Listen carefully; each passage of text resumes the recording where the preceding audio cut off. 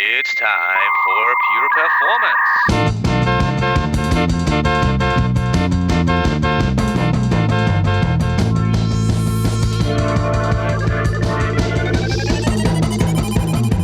Get your stopwatches ready. It's time for Pure Performance with Andy Grabner and Brian Wilson.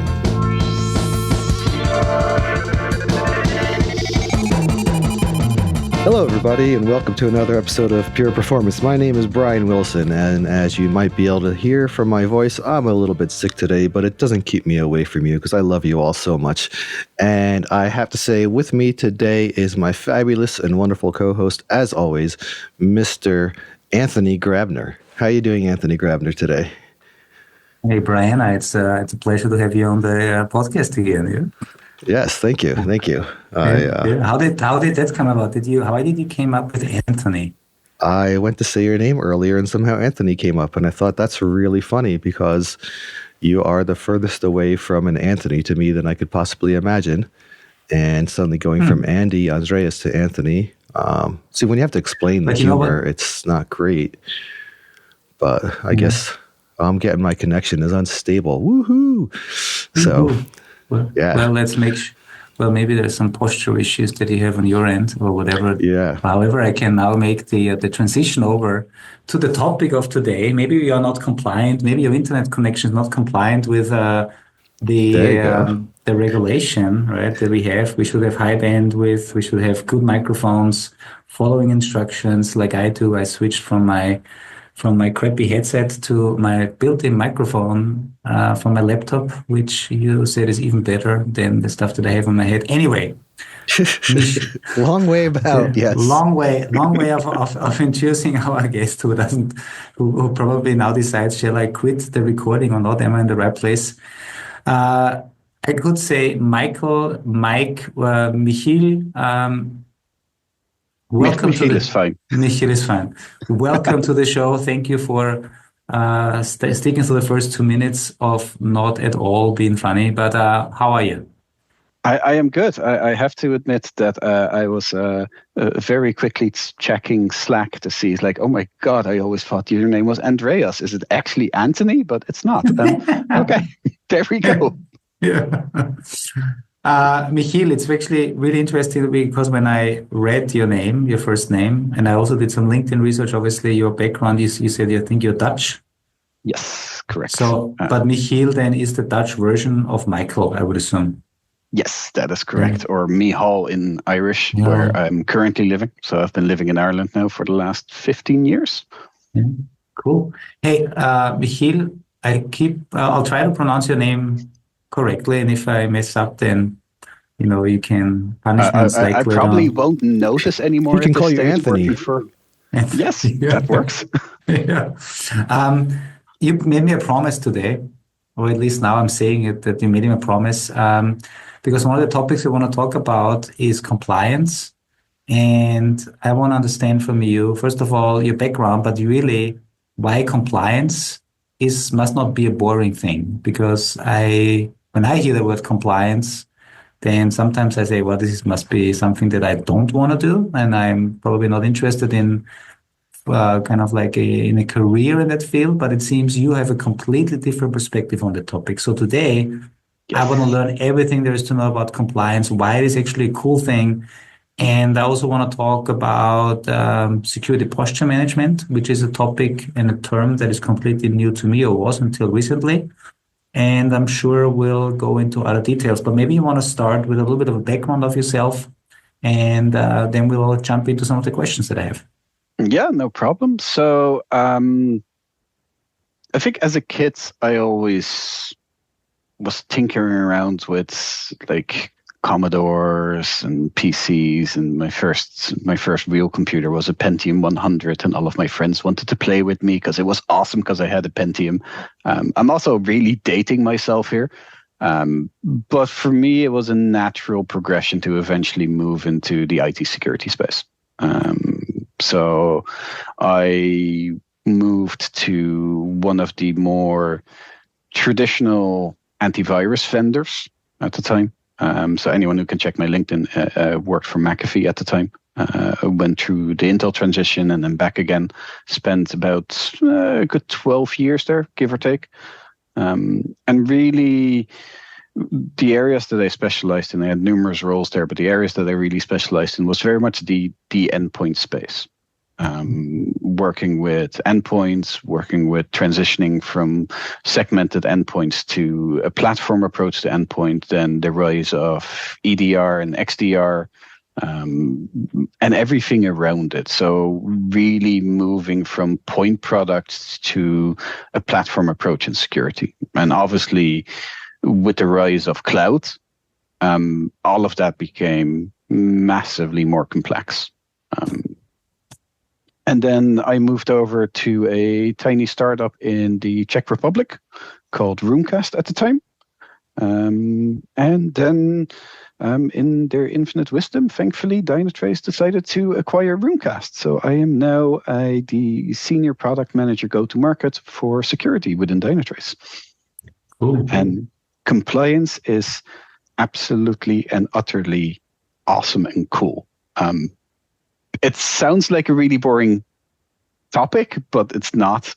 But that's most likely because a lot of people don't take the time to stand still and think about why compliance is important. Mm-hmm.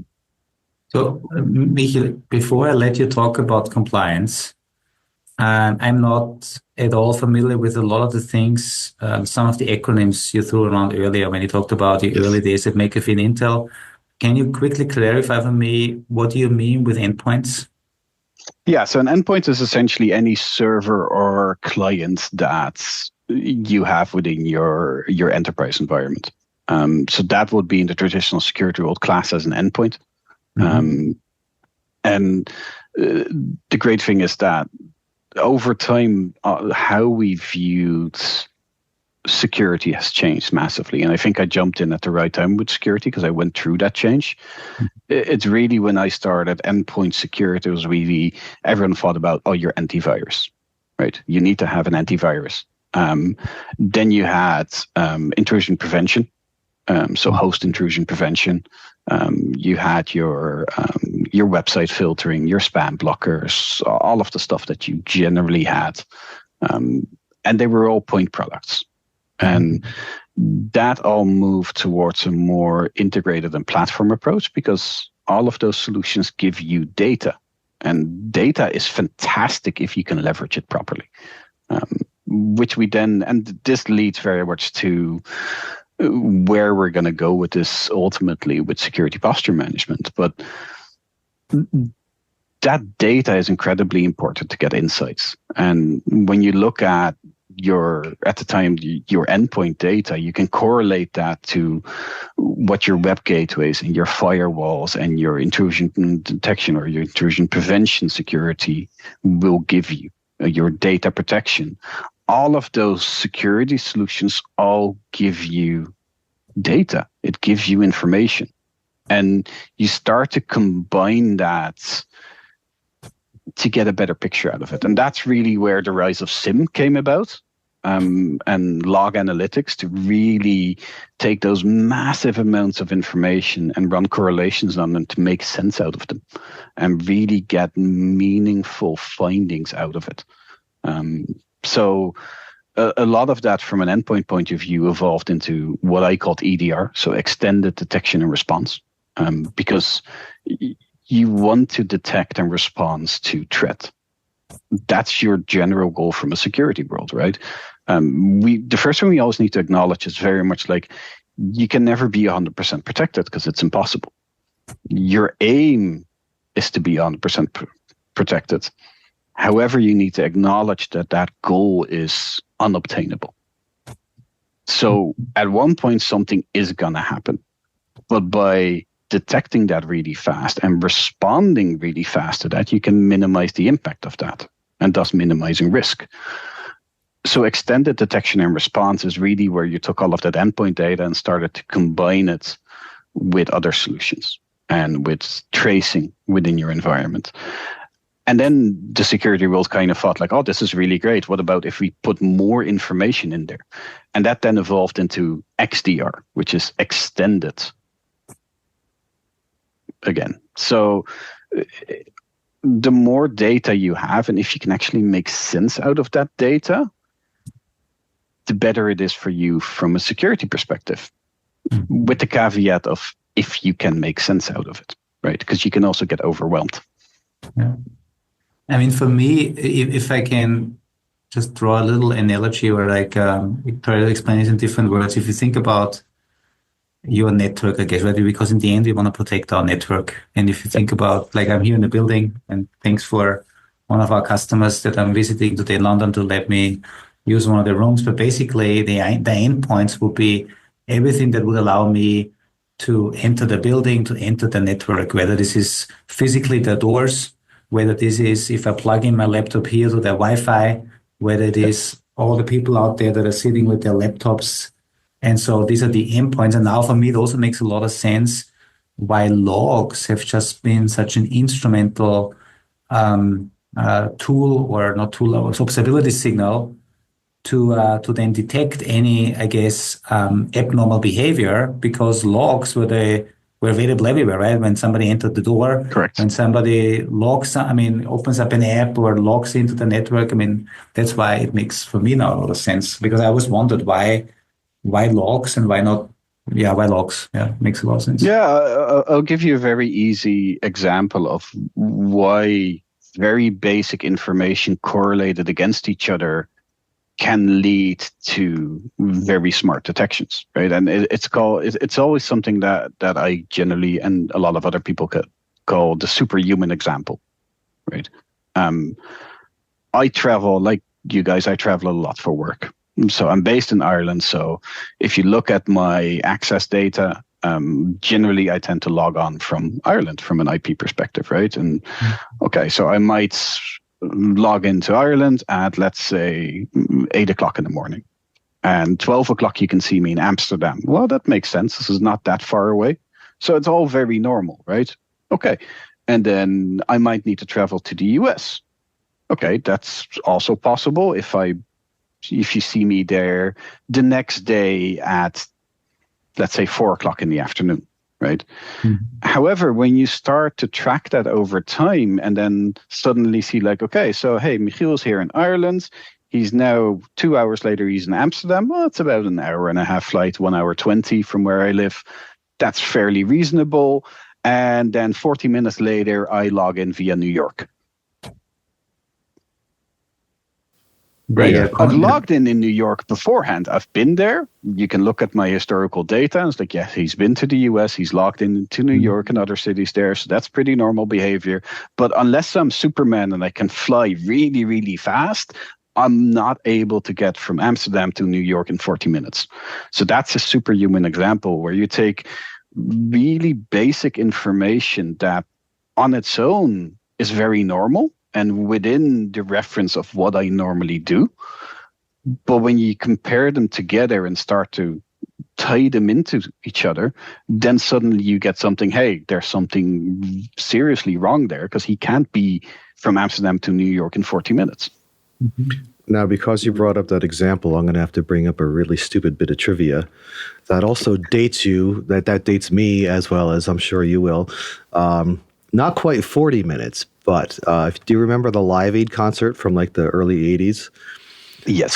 So I just have to bring this up. Phil Collins, who was one of the biggest stars at the time, performed in London, hopped on a Concorde, got to the U.S. about, 3 hours later to perform in the U.S. So maybe if it was 3 hours, we could say you were Phil Collins, but 40 minutes, not even Superman Phil Collins could do that. Anyway, I had to bring that up because it's such a... Yeah, but then we need to correlate the information again that we no longer have Concorde, right? Right, exactly. I wish we had, because it would be really cool to fly in a Concorde, because I am that nerdy and I would love that. But that's another data point, right? Is it possible, yes or no? Yeah, and it's funny too, because we were saying earlier, that was a quick point here, that compliance is really interesting, you were saying, right? And I think At first, I think Andy, as well as myself, we were a little skeptical. But hearing you, just because what happens is most people like us, our experience with compliance is compliance training, making sure we swipe our badges, and are we going to get yelled at if someone follows us in, even if we know that, all this kind of stuff. So that's our experience of compliance. When you talk about the side of compliance that you're looking at it from, the investigative side of compliance, yes, it is absolutely fascinating. So I definitely want to hear more. So I will shut up now and let you all continue. You're not the first person who tells that to me, where they go like, really, you're going to talk about compliance? That's really boring. It's like, no, it's not. You just need to talk about it in the right way. From a compliance perspective, then, does this mean compliance kind of evolved out of the early days of security to then detect patterns and say, hey, in order to avoid some of these things, here are some patterns or things you need to do? Or how does compliance, and remember, I'm like you, right? English is not my first language, so maybe I also have a different idea of what compliance really means. But I think for me, compliance means you're doing certain things by a rule book, and then you are kind of good. You're compliant to something. Yeah, and that's the very basic view of it, right?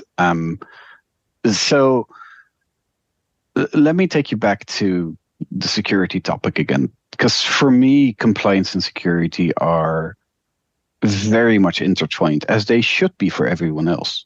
And I'll explain why. Because when you look at your enterprise environment and you look at the whole and you think about it going like, I want to secure this. I want to make sure that I can minimize my risk as much as possible, because we need to acknowledge that we can never have 0% risk, but the ultimate goal is absolutely risk minimizing, right? You're gonna look at your environment and you're like, okay, so I need to do all of these hundreds or thousands of things in order to minimize my risk in my particular environment. And then I need to make sure that I stay at that level. So let's build a very customized rule book for this. And then I need to follow this rule book. And if I drift away from that rule book, I'm going to be in trouble. So I need to fix it then. Now then look at any particular sector. And I'm going to pick banking as an example. Why? Because it's a really good sector to use as an example, because everyone knows banks, everyone knows finance, and everyone knows that if something happens with a bank, you're not going to be happy because your money is going to be gone, right? When you look at the banking sector, a lot of organizations that are in that sector will have very similar environments. Of course, there's differences in each environment, but from an overall perspective, their environments will be relatively the same because they're doing the same things. So then they came together and then they said like, okay, let's make a standard. If we're all going to be working together, let's pool all of our resources together and get all of our smart people together. And how can we minimize risk the most specifically for our specific sector? And then they came all together, everyone shared best practices, and voila, right? These are the best practices to follow if you're in the banking sector. Over time, that evolved into something like PCI DSS, which is a compliance framework, and it's a regulatory compliance framework, because there's a difference there as well, but it's a regulatory compliance framework that you need to adhere to if you're processing payment card information. So, and I take PCI DSS as an example, but there's loads of other ones in there. But you don't need to be compliant to PCI DSS because someone tells you need to be, because you're processing payment card information. Technically, that's correct, right? Because the general authorities will tell you that you need to be compliant. And if you're not, and you fail an audit, that's not pretty. And it could cost you a lot of money from fines and reputational damages, or even worse, a breach, right? Because the compliance frameworks that we're talking about are all specifically designed to minimize risk. So the most horrible outcome of being not compliant is not failing an audit and getting a potentially really big fine. It's actually getting breached, because that can cost you your business. Mhm. So security and compliance are utterly intertwined with each other. So once you start to realize that, it suddenly becomes really interesting, because you're looking at this from a security point of view and going like, okay, so this is why I actually need to be compliant. Not because someone in some organization tells me, but no, it's a standardized approach to minimizing risk for the industry that I am in, or the sector that I'm in. Wow. I guess I've never thought about it that way, because we have been, at least Brian, and I think I can speak for yourself as well, we've been so deep into our performance engineering and performance testing observability space that I guess I never thought about how does this whole PCI compliant, how did this even came up? Obviously, banks set together and define standards that protect their whole business, so their whole industry, right? Because in the end, you want to make sure that the public has trust in the banking system and not just in a bank. Right. And then you have can I ask you then as a question? Let's continue with the banking example. Yes. If a bank would be breached and somebody can steal credit card information, who whoever did the audit, are they to blame because they didn't do their job well, or is it, I don't know how this would. It's the bank itself. And in certain countries, it can even be the board of directors or the CEO and the leadership team who can be personally deemed responsible in a court of law, for instance. So it's not just the organization, it can be individual people as well at the helm of those organizations. It was that intern they the hired. auditors, yeah, great, but the auditors are there to audit. And they will give you a very good audit of, hey, this is the stuff that is wrong that you need to fix. Ultimately, it is up to the organization to do that. And if you don't do it, yes, you can get fined and everything. But in the meantime, you can also get breached. Yeah. And I guess that's the big challenge then, right? Because the audit, I'm not sure how often they happen, but it's basically a snapshot of time. Yes. And the snapshot of time is the challenge, because now I guess coming back to the world we live in, where we have constant change, and this is where you cannot have constant auditors sitting around. But I guess this is where then, and again, now I get to see with excitement about this whole thing. The more data we have, the more automation, the more rules and data we can process, the more we can get close to something that is continuously auditing you, I guess, all the time. Just in the full, Yeah, but at the same time, go on. Yeah. No, go on. No, I was going to ask at the same time, right? So just because it's not listed in the audit doesn't mean it doesn't have to be complied with, right? I mean, the audit is going to look at point of time, what's everything that's exposed right now. Now, if we create something new, and we let a known breach, let's say we just, PCI is open and available. Well, it's on us to know that, right? It's not like you would be able to say, well, it wasn't in the last audit. Like, you created something new. There are certain practices you follow. I could see it would only be if there was some brand new type of hack that was unknown at the time. That could be like, well, no one ever knew that could happen. But it's really interesting to see how and maybe this goes into later on what you talk about. It's interesting to see how the industry, especially banking and credit cards, have evolved and tried to stay ahead of all this. Two things I know about, one thing I know about credit cards is ever since, at least in the United States, they were put on, the responsibility for credit fraud was put on the credit card companies. It was shifted from the users to the credit card companies so that they lose the money. That suddenly changed the way they do security. But also, I remember Years ago, if I was traveling abroad, I'd have to call my bank and say, I'm going to be going to Barcelona or I'm going to go to Mexico. So this way you don't shut down my credit card. And now they say you don't have to bother because of that trail, let's say of the logs, Andy, you were talking about before. They've gotten to the point where they're looking at and calculating, all right, I see now he's near the airport or made a purchase at the airport. It's not suspicious that he's making a purchase in Mexico, right? Unless it was some probably gigantic thing.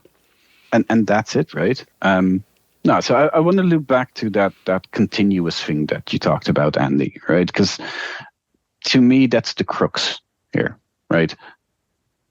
A audit is always going to be a snapshot, a picture of a moment in time. And it's more like a time frame because an audit 6-8 weeks minimum, right? And it's not pretty. If anyone has ever gone through an audit, it's really not a nice experience because you're very stressed out. You need to deliver a lot of information. The auditors lock themselves in meeting rooms essentially and just ask for things, and you need to deliver them. But the biggest problem with an audit is that snapshot. Right? Yay, I passed my audit. Now I am PCI DSS compliant. Well, no, not really. You were PCI DSS compliant 5 minutes ago. That doesn't necessarily mean you're PCI DSS compliant right now, because something might have changed. So I think that's a really important concept to always reference about. And one of the questions that I always ask people when I'm talking around this stuff, and I've done public speaking and stuff, I always ask audiences, like, how mature are your compliance efforts across your organization? And everyone always nods a little bit and goes like, yeah, we have this and we have that. And yeah, we passed this audit, we passed that audit. And my follow-up question then always is, how do you know? It's like, yeah, because we got audited. Okay, so when were you audited? Last November. So, okay, you knew last November. But where are you now? And then suddenly they start to bluster. Because unless you have things like continuous compliance implemented, you won't know. And that's the biggest problem. And then when we look this back to the very beginning of our conversation, where we linked compliance with security and that the ultimate goal of compliance is to minimize risk, then you suddenly start to realize, okay, so I should always be compliant, actually, because I always want to minimize risk as an organization. And that is the big challenge. I always say that it's relatively easy to help any customer to the point of where they are now, to help them to achieve the point of where they need to be.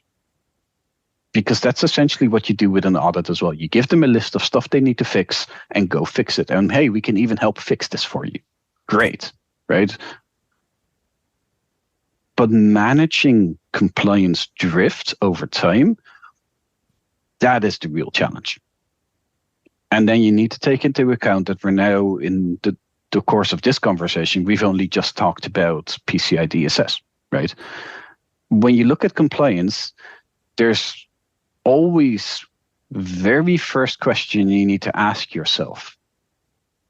What is regulatory and what is nice to have? Because regulatory, you need to adhere to. So, right, a bank will process PCI DSS, right? They probably want to be ISO certified as well. If they're in the EU or they do business with the EU, GDPR, right? And hey, we now have DORA as well in the EU, or if you want to do business with those banks in the EU.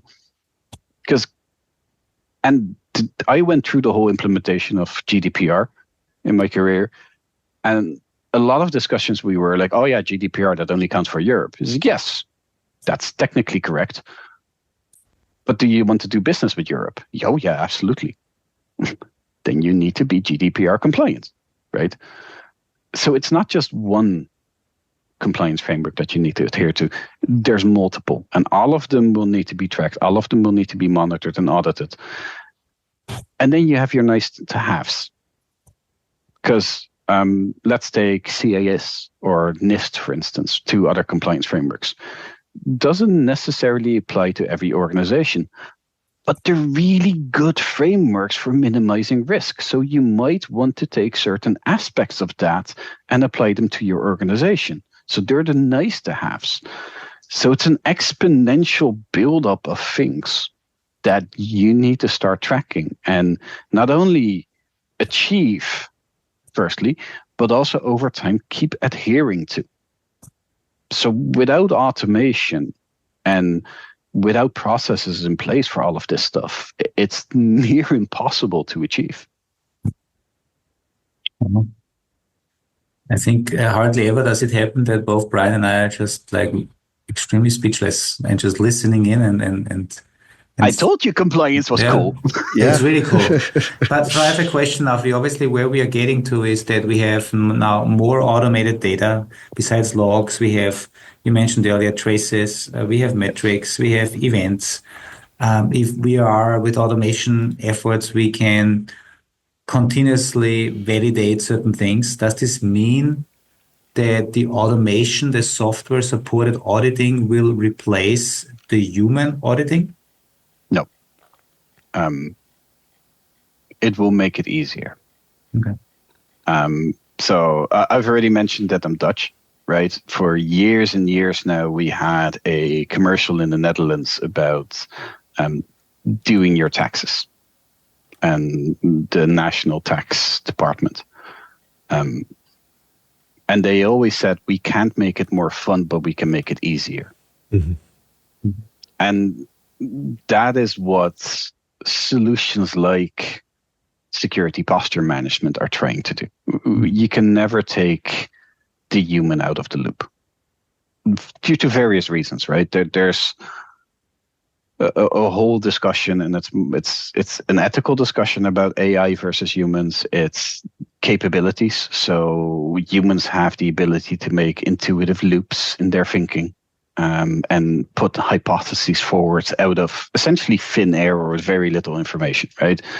But what we're really bad at is processing really, really, really large amounts of data and trying to detect a pattern in there. So to me, there's always going to be something like what you almost would call like a human machine team in there. And really combining the strengths of both worlds to minimize risk across your organization, whether this is just normal security or regulatory compliance or just compliance to your internal policies, right? I think a human is always going to be needed.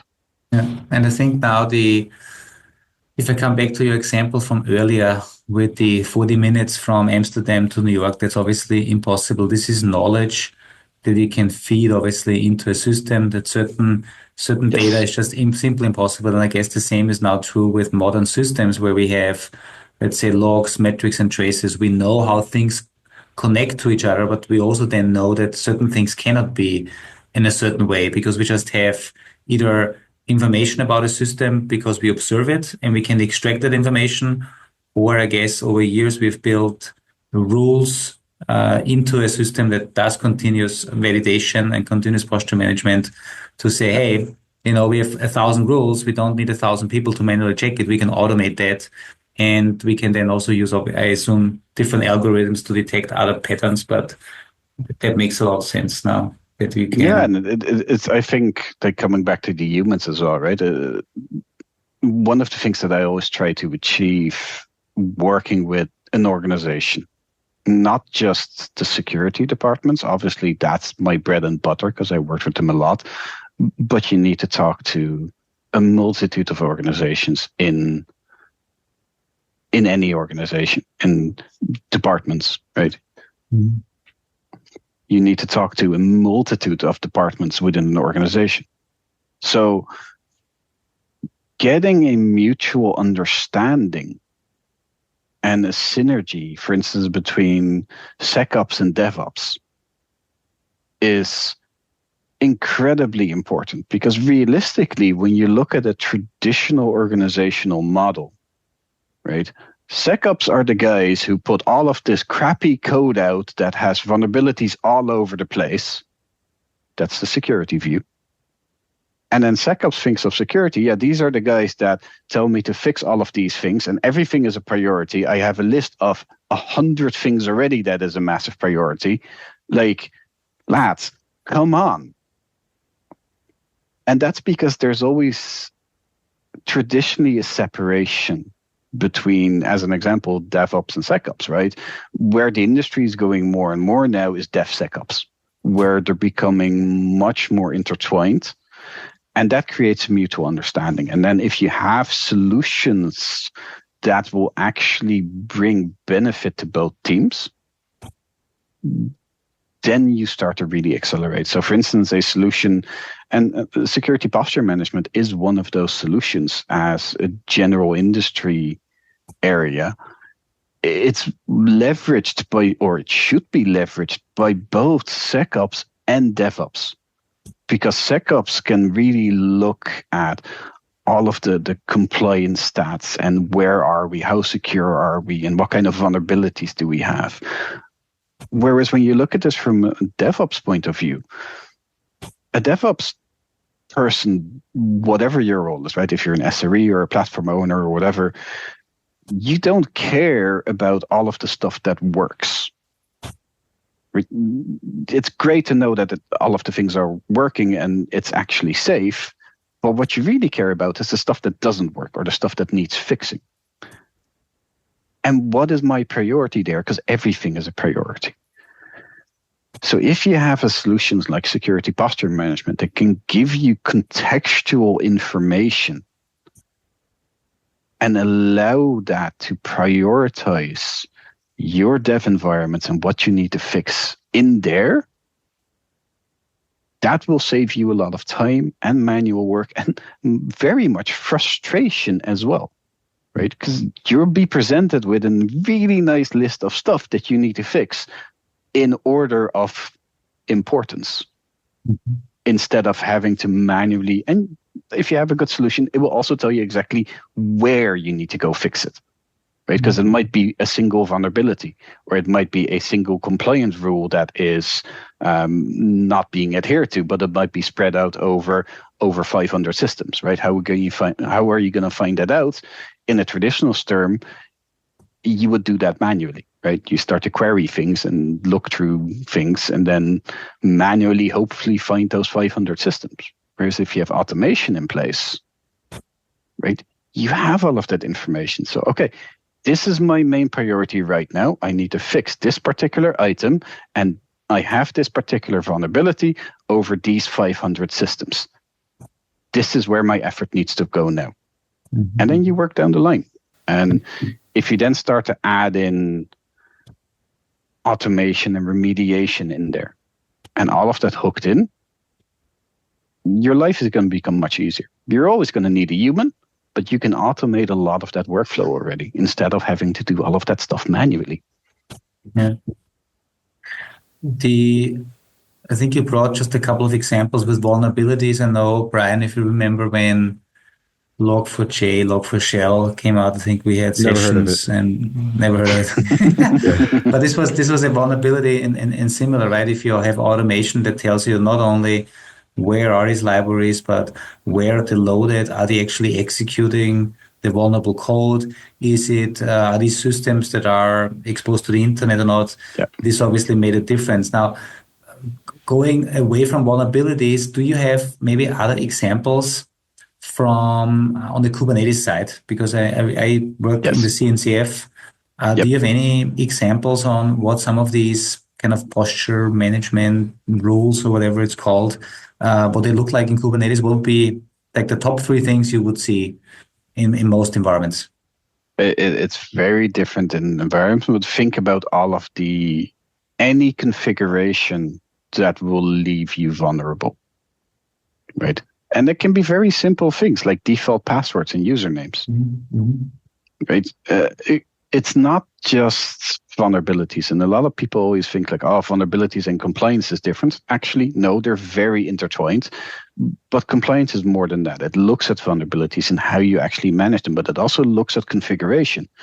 because when you look at the history of modern IT, let's call it that, a lot of the so-called hacks were breaches that were just simply done by having default password and usernames exposed to the internet. Mhm. So it doesn't always need to be a fancy 0-day. It doesn't always need to be some nation-state attack that uses radio waves and radar to remotely hack into your system via an air-gapped network and all of the fancy stuff we see in movies. It can be as simple as admin password Mhm. and exposed to the internet. And there's multiple examples out there where very large companies have been breached because they had internet-facing database with literally admin and password as their username and password. So there's no such thing as the top three most, because it's a difference per Kubernetes environment. But very simple things, right? Are the things exposed to the internet when they shouldn't be? Are my credentials, are they changed away from default, right? Do applications have root access if they don't need it? Mhm. Things like that. So when you talk about automation and all this in that process, is that stuff that can all be automated? Because, especially, I like the one that you mentioned about is, should this data be exposed to the internet, right? I just myself have trouble understanding, well, how would something automated understand what should and shouldn't be exposed to the internet? It'll know if it is, but whether or not it is or isn't, or if the password's been changed, like, is that stuff that's automated, or is that human factor there? So a lot can be automated, but there's always going to be, to a certain degree, humans in the loop, right? There's best practices, and you can adhere to that. But should a particular application that's running on Kubernetes be exposed to the internet, yes or no? That's not any judgment that a machine can make, because the machine doesn't know what the application is, right? Once you tell it that, absolutely. And to a degree, the remediation of things can be automated as well. Right. But then the question comes in, do you want that as an organization? What's your level of appetite in that? Because in essence, it sounds really, really great. And don't get me wrong, right? I'm a massive fan of automation, but it always reminds me of things like bricklaying robots, right? If you have a bricklaying robot that does its job perfectly, it can build a house in weeks or days. However, robots are stupid, and robots are essentially automation, right? Mm-hmm. If they make a mistake, they will make that mistake hundreds, thousands, or millions of times up until the point where you stop them. Yeah. So automation is great if you go through the proper procedures to test out your automations before you roll them out in production. Right? Don't write an automation and immediately roll it out in production. Same with code, right? You're not going to put your code in production immediately. You're going to run it through test first. And the same counts for automation. So it's very dependent on the level of automation that the company has an appetite for.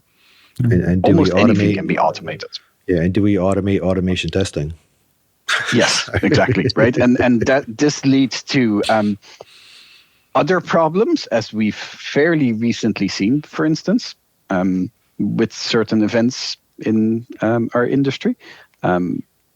So it's always in balance, right? And to me, that's what makes security, in essence, so interesting, because everything is finding a balance. Because I can create a perfect system for you, right? I can make an absolutely secure system. I will take your laptop with whatever data is on there, and I will pour it into concrete, and then I weld a buttload of titanium around it, and I dump it in the Mariana Trench, never to be found again. It's very, very safe. You just won't be able to use it, which is a problem, right? Mm-hmm. So security always is a balancing act between minimizing risk and trying to make things as secure as possible while still allowing people to do their jobs without them having to jump through hoops to change something in a document.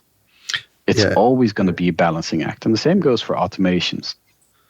And I think that's exactly, you when you mentioned the idea of making it easy, you can't make it fun, make it easy. Everything you've been talking about before has been making it easier, right? It's how do we make you aware of what these things are, point you the way to get it done? Because if you can get it done and it's not some impossible task, like if you go to a developer and say, hey, fix your security problems, and they're like, which ones? Exactly. Well, here's that top list, right? And it's funny because, we've, DevOps has been around for a while. Andy, I know we've talked DevSecOps and all, but this is really the heart of what those things mean, right? Is that collaboration with everybody, bringing it to the surface, making it easy for everybody, getting everybody on the same side. Because even if you go back to, what was it, the Phoenix Project, right?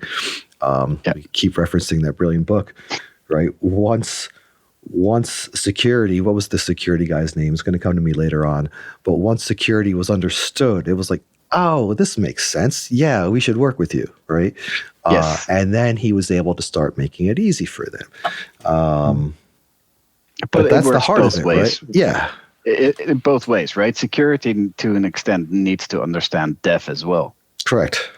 Because it will make both lives easier, right? Because security needs to realize that dev already has a list of 100 things that are critical that they're working on.